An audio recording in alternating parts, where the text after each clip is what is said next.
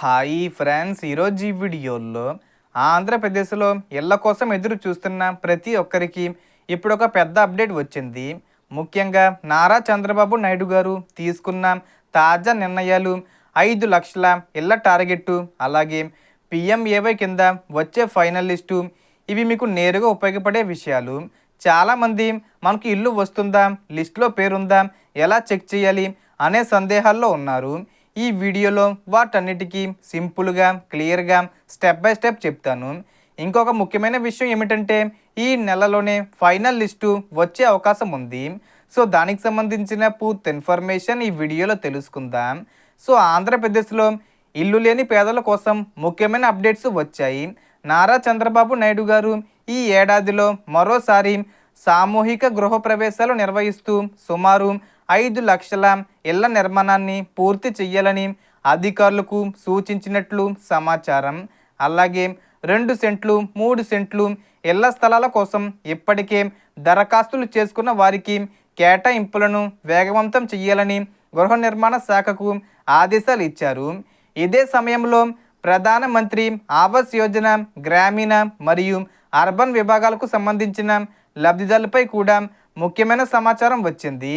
మంత్రి కొలుసు పార్థసారథి గారి ప్రకారం గ్రామీణ ప్రాంతంలో వచ్చిన దాదాపు 10 లక్షల దరఖాస్తుల్లో సుమారు 6.5 లక్షల మందిని అర్హులుగా గుర్తించి వారి వివరాలను జియో ట్యాగింగ్ చేసి ఆవాస్ ప్లస్ యాప్ ద్వారా కేంద్రానికి పంపించారు.